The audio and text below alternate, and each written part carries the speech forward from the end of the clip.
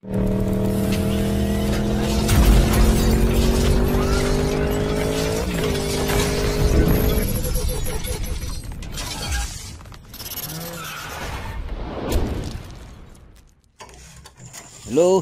magandang oras, araw at gabi mga kadiskarte. Saan man pakipanig ng mundo. May project tayo ngayon dito ulit. Ito yung gas stove. Yan, hindi na siya mapihit. Bali, nakita ko tong gas stove na to doon sa tambakan namin ng mga scrap. Yan. Nangailangan kasi si Mrs. ng single burner na gas stove. Kaysa bumili, naghanap na lang ako ng gas stove na pwedeng i-recondition. So may nakita naman tayo. Hindi lang isa, dalawa pa nga, pero isang single burner at saka isang double burner. Pero yan, tulad nga ng sabi ko, galing yan sa tambakan namin mga scrap, kaya yan, ganyan na itsura niya na kinakalawang, nauulunan, naaarawan niya mga yan. Pero sana makabuo tayo kahit isa lang, mabuo natin yung single burner. So bali, ito ngayon yung bubuuin natin ngayon. Yan o, may UP siya, tsaka kalawangin na rin, madumi pa.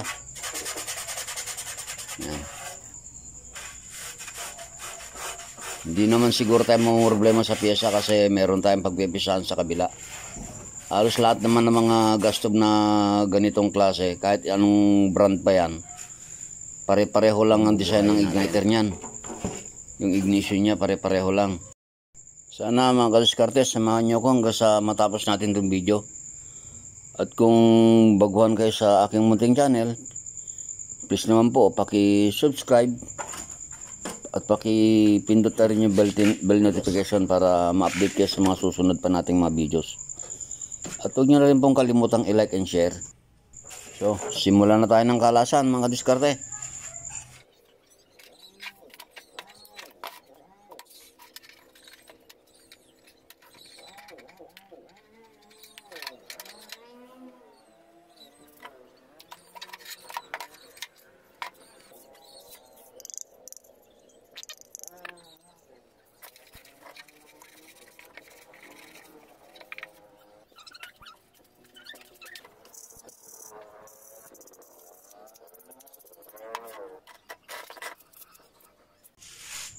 So ayan, nakalas na natin lahat, pati yung mismong kaloob-looban ng igniter switch nya.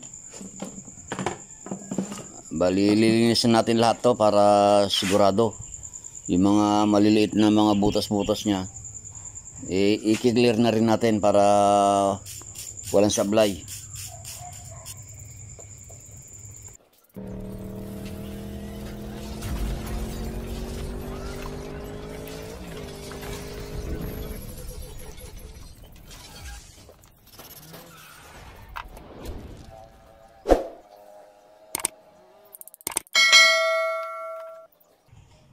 May mga nauna na akong video na ganito, yung tema kung paano i-repair yung mga igniter switch na katulad nito.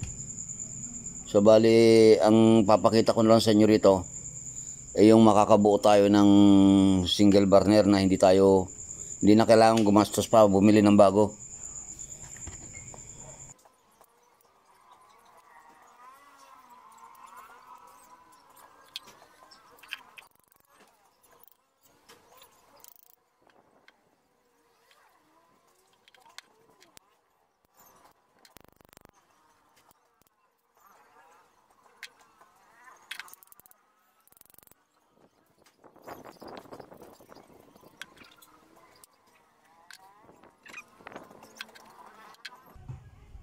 So yan, talagang marumi siya.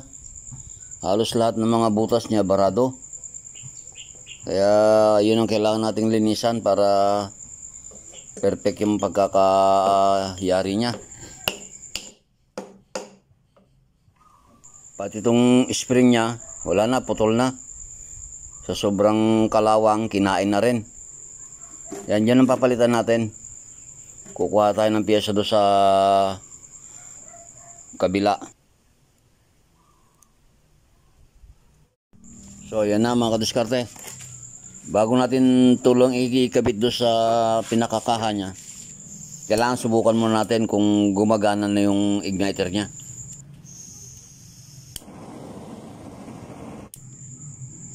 So yan na mga kadiskarte.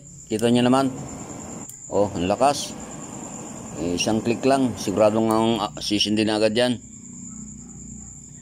So pwede nating i-assemble para okay na. So yan mga kadiskarte, okay na siya.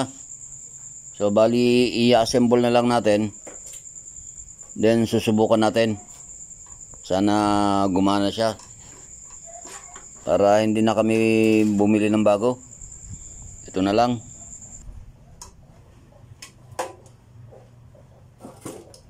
So ngayon okay na, kompleto na. Bali susubukan na lang natin kung gagana. Kunin ko lang yung tangke, hose at saka yung regulator nya para masubukan na natin, para matapos na rin.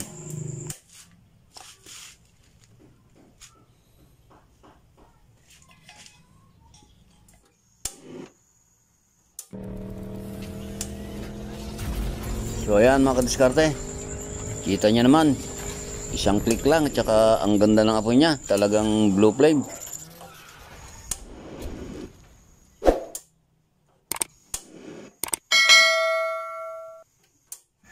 At doon sa mga baguhan na hindi alam, halimbawa pag-click nyo ng gas stove niya, ganito ang apoy niya, yan.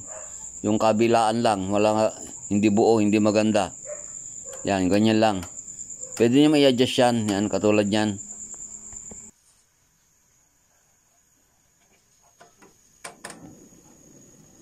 Yan, tingin nyo mga kadiskarte, o yan, ganyan. Pipihit ko lang ng konti, o yan, maganda na yung apoy.